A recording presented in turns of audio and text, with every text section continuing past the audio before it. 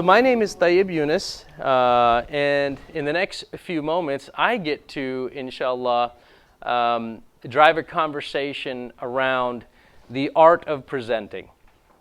And I like the word art better than science because science to me is 1 + 1 = 2 every single time. 1 + 1 = 2 every single time. It's not going to change. But when you talk about an art, it means it's going to adapt, it's going to change, it's going to vary based on time, place, situation, circumstance, people, and a variety of ingredients, right? And so how do you actually work on learning an art? A lot of that has to do with practice and thinking and understanding the principles. So in the next few moments, inshallah, what I hope to do is share some of those principles with you, some of those best practices with you, not only for a khutbah, because I am in no way an expert on the fiqh of a khutbah, but I've given a few presentations in my life, and in a variety of scale and rooms, and I've studied it quite a bit, practiced it quite a bit, and here today, inshallah, to share what I've learned with my dear brothers here. Me as an individual, I grew up in a very interesting house. And in this house, my mother was, Quran and Sunnah, Quran and Sunnah, Quran and Sunnah. Right? And that was it, period. There was no other conversation about anything else in this house with mom. Right? Tawheed, Tawakkul, Yaqeen, Aqidah, Quran, Sunnah, period. Taqwa, period. Nothing else matters. And my father, alhamdulillah, he was always talking about how can we make a difference? What are you going to do to make a difference?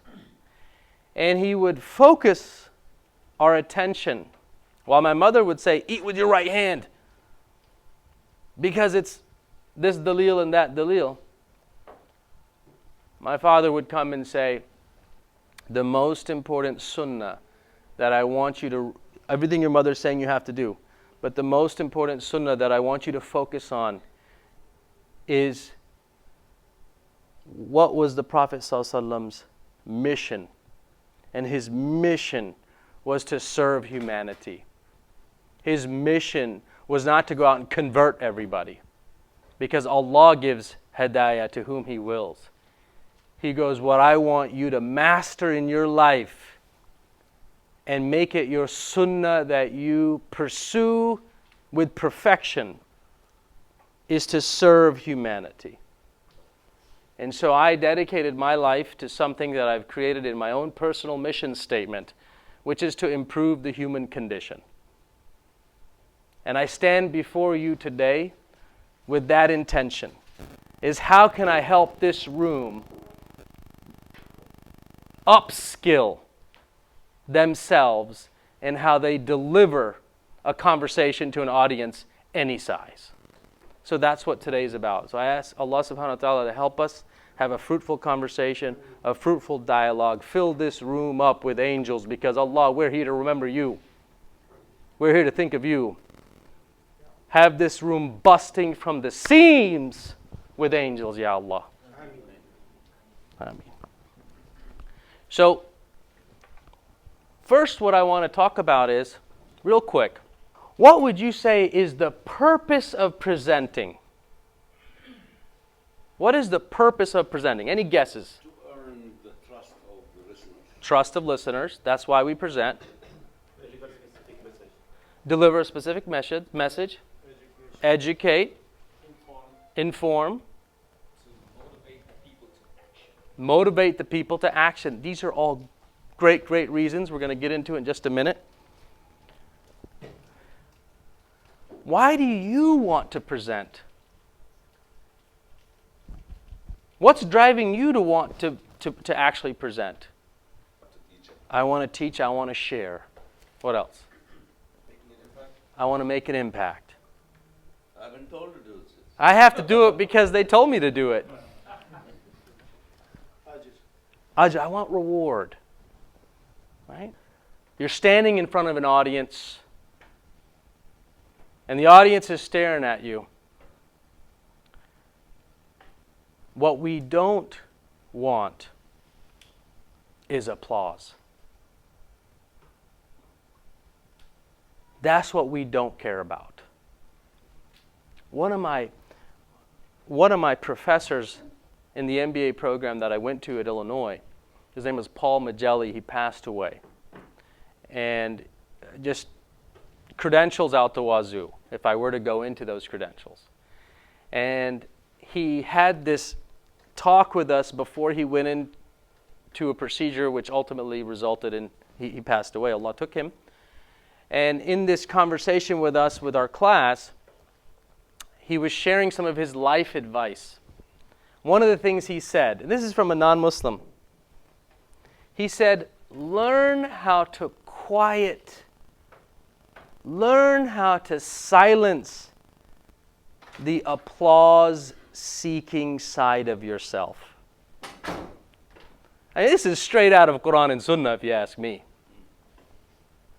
Learn how to silence the applause-seeking side of yourself. My dear brothers, the first tip that I have for you is number one, always purify your intentions. إِنَّمَا الْأَعْمَالُ بِالنِّيَّةِ. I say this to my wife all the time when she gets upset at me, right? And she says it to me when I get upset at her, right? That's daily. I say, honey, Allah judges us on our intention, not on our action, because He probably knows, He certainly knows, that we will our actions and our intentions will mismatch. We'll have good intentions, but when we go to execution, we'll likely screw it up. And that's what's happened here, so please forgive me. I promise you I had good intentions. Right?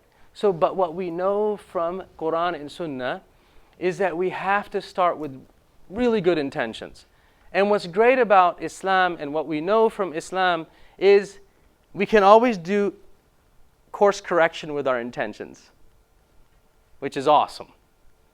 Right? So anytime we even start something and we just jumped into it, later we can say, let me make sure I do a check on my intentions. So make sure we check our intentions. Especially nowadays, guys, young guys. This is my own observation. This is not based on fact. It is my own opinion and my own observation that there is a culture, a popularity sort of chasing culture, where we are sort of wanting, needing likes on a social media page, which reminds me of when I went to high school in Florida, where the popular kids had the most likes in the room. And now we almost chase this. And there's actually psychological studies now that basically say there are people who get depressed when they post something and they don't get the likes or the expected amount of likes and followers when they post something. Right? And that same sort of psychological thing inside, maybe it's nafs. I'm not a psychologist nor a scholar of the nafs, but I have one. Maybe the nafs loves the likes, and the nafs wants the applause. The nafs wants instantaneous feedback.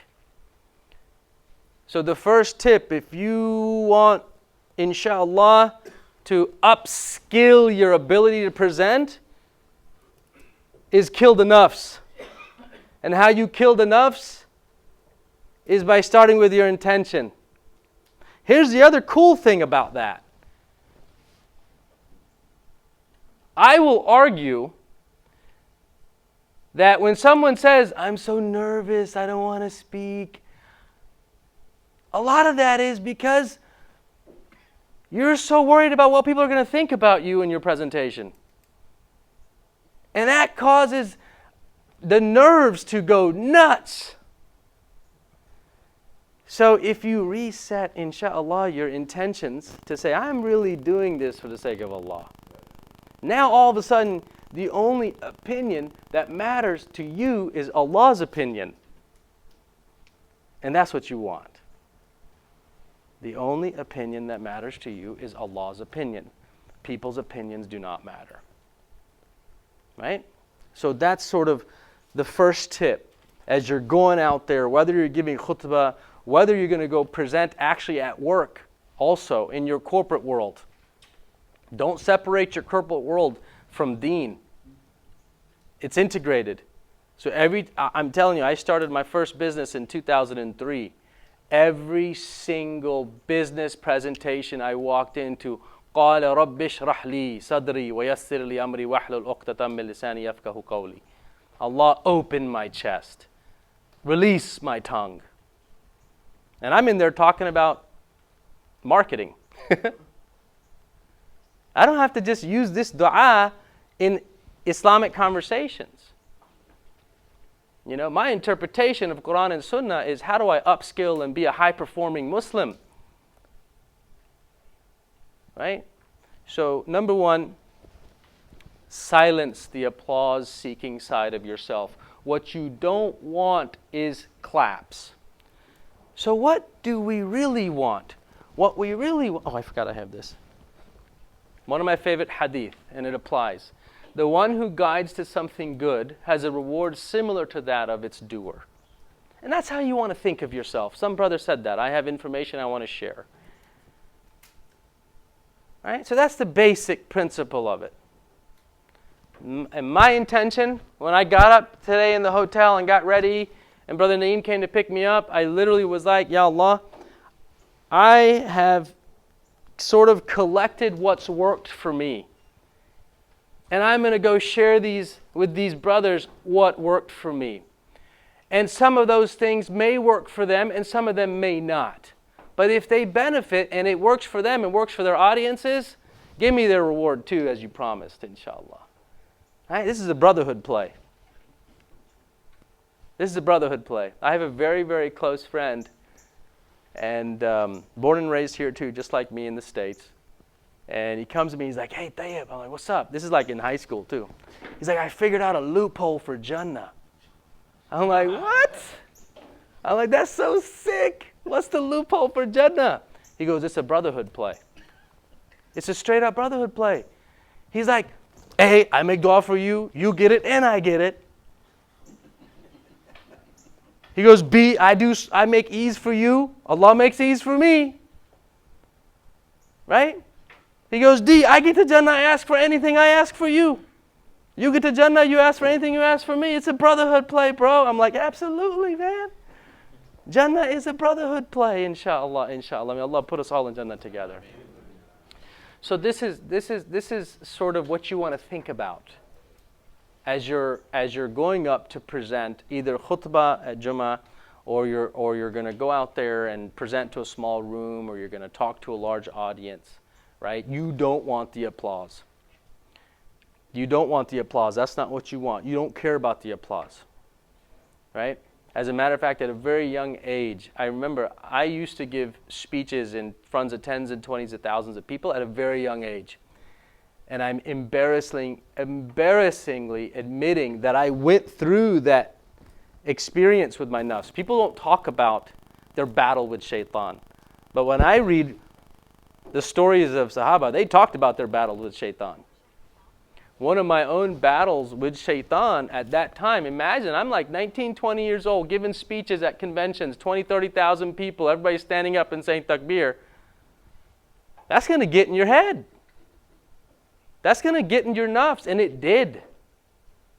Everybody saying, oh, jazakallah khair, mashallah, you're so good, you need to give more speeches. It starts getting in your head. And subhanAllah, one of my mentors, he came to me and he told me about how when people are saying these things to you, you thank them, and they're doing it with good intention. But do the dhikr of astaghfar. This is from Quran and Sunnah. So as people are saying, mashallah, you did such a good job. Man, that khutbah was great. Man, I loved it that you said that. We need people to say this out there. Yes, Jazakallah khair, astaghfirullah. Make dua for me, make dua for me. Astaghfirullah al-azim, astaghfirullah al-azim, astaghfirullah al-azim, astaghfirullah al-azim. Because they don't know your sins. Right? And this is how you break the nafs down. This is how you keep it down. You take that nafs and you shove his head in the pool. Drown his butt. That's what you do with your nafs every day. Okay? So, now. طيب. Yes. There's a great story of Abu Bakr as-Siddiq radiallahu anhu. He used to, when praised, he would say, Allahumma ja'alni khayra mimma yadhunnun waghfir li lima la ya'lamun. Oh Allah, make me greater or better than what they perceive. Yes. And forgive me for what they know not. Yes, absolutely. We need that. If you can, I'm gonna bug you later for that one to write it down for me. Unfortunately, I'm mostly Arabic illiterate. I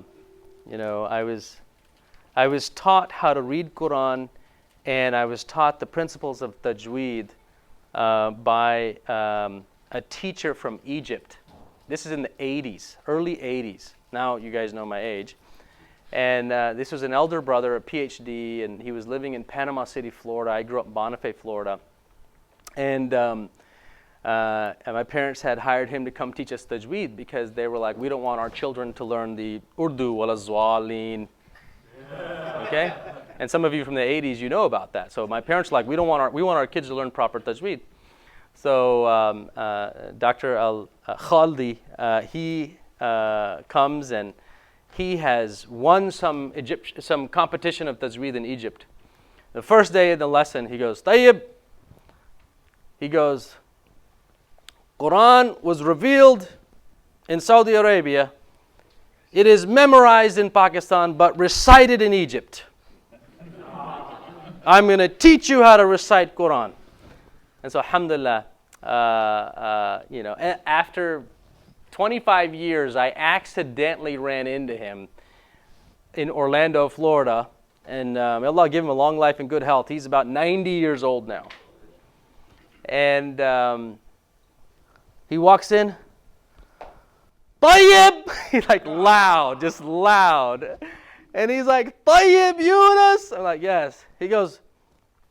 He's like, recite! I need to check your tajweed now. Oh my goodness, I'm sweating. It doesn't matter how much time has lapsed. When you're around a teacher that has influenced you so much, you immediately go back to that day, right? So, alhamdulillah. But yeah, so I can read and recite, but unfortunately, I'm in that generation where I didn't learn Arabic. Alhamdulillah, our children are. So please, if you can write that down, I will memorize it, inshallah. Here what I want to talk about, and I'm going to give you guys a quick assignment in a second. So you want to have something to write on in a second, okay? I told you about why you present, and you shared your ideas. I told you about where you need to be in terms of practicing inflection and purifying your sort of intentions. And we talked about the Islamic benefit in terms of why we do it. You're sort of a guide. And as you guide others, right, Allah rewards you both. So once you've now sort of centered on those thoughts, now the obligation, as I understand it from Islam, is we as Muslims, when we say we're going to do something, we have to practice ihsan in doing that, which is excellence. And ihsan is another word that English, there's no English definition that does justice to that word. But this is not an Arabic linguistic class. Just roll with me for a minute. But what we know is, as a Muslim, if we're gonna do something, we gotta do it awesome. Inshallah. That's what ihsan means. Like one of my kids, my 8-year-old daughter, she says, what is ihsan? Okay? And we're sitting, and she's sitting, and I'm sitting, and mom, my wife, is sitting behind her. Right? And I said to Zahra, Zahra, keep your eyes looking at me. She said, yeah. I said, is mom sitting behind you? She said, yes. I said, are you sure? She said, yes. I said, with certainty, mom is behind you? Yes. I said, so if mom asks you to do something, you're going to do it in a way that you know mom is watching you, right? She said, yes. I said, that's how you practice ihsan.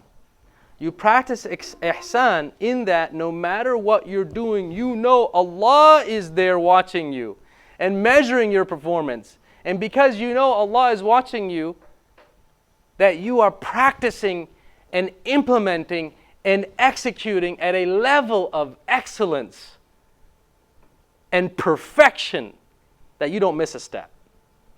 Because if mom wasn't there, you may be a little relaxed, right? Yep. So you always have to imagine Allah is there watching you. And so because He's there, you are always practicing a level of excellence. You are pursuing perfection. Vince Lombardi, one of the greatest coaches ever of the Green Bay Packers, one of his famous quotes is he says, we are in pursuit of perfection. We know we will never achieve perfection because perfection doesn't exist on this planet. We know that too. Allah is the only perfect. And so did this guy. He said, but in the pursuit of perfection, we will achieve excellence. So what I'm saying to you, gentlemen, is when you say, I'm going to give this talk, I'm going to go out there and I'm going to give a khutbah. The first step is that commitment. Second is you have to pursue excellence, pursue perfection. Don't do it mediocrely. Don't pursue mediocreness. Is that a real word? Mediocrity. English and Arabic I'm apparently failing at today. So pursue perfection. Pursue perfection. Right? One of my professors, he said, don't tolerate mistakes, tolerate failure. And I said, what's the difference to that? And this is a business strategy class. He goes, mistakes happen when you don't plan. He said, failure is when plans don't work out. And he goes, we're okay with that. And as a matter of fact, I said, even as Muslims, we're okay with that because qadr is from Allah. The result is from Allah. That statement literally changed the direction of my company. I stopped asking my managers to build business plans around profitability goals. Because from his mouth, I realized qadr is from Allah. Results are from Allah. My only expectation of myself and of my managers, Muslim or non-Muslim, and I have 400 employees worldwide, is that they should practice perfection in planning. And then when they have the plan, they should get out there and do the best they can. They should execute to the best ability in perfection. Result is from Allah. So gentlemen, when you are asked to give a khutbah or invited to give a talk, well, first of all, my dad used to tell me that if you're asked to be somewhere for the sake of Allah, think twice. Because that's a door being opened by someone with a higher power than the person who actually just sent you the message. Number two, he said, if you're going to answer the bell,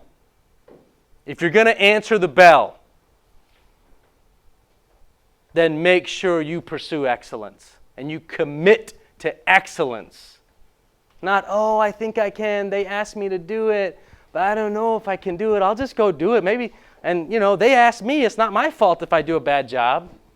That's mediocrity. Your homework assignment right now, gentlemen. Oh, yeah, sorry, go ahead. May I ask what your belief is? Yes, inshallah, in the break we can go through that. My homework assignment for you, gentlemen, is on your sheet of paper. What I want you to write down, the biggest challenge you face when preparing and or delivering your talk. And then maybe, Saif, what we can do is pick these up, because we're going to put it in a stack and we're going to pick those and discuss them together and inshallah learn from each other. And this sort of democratic process will make it easy for people to get their question heard and responded to without incriminating themselves. Your biggest challenge when you're either planning, because remember, I'm telling you I want you to plan real well. So your biggest challenge when you're planning, and or, you can do two, your challenge when you're actually presenting. Jazakallah khair, this is perfect.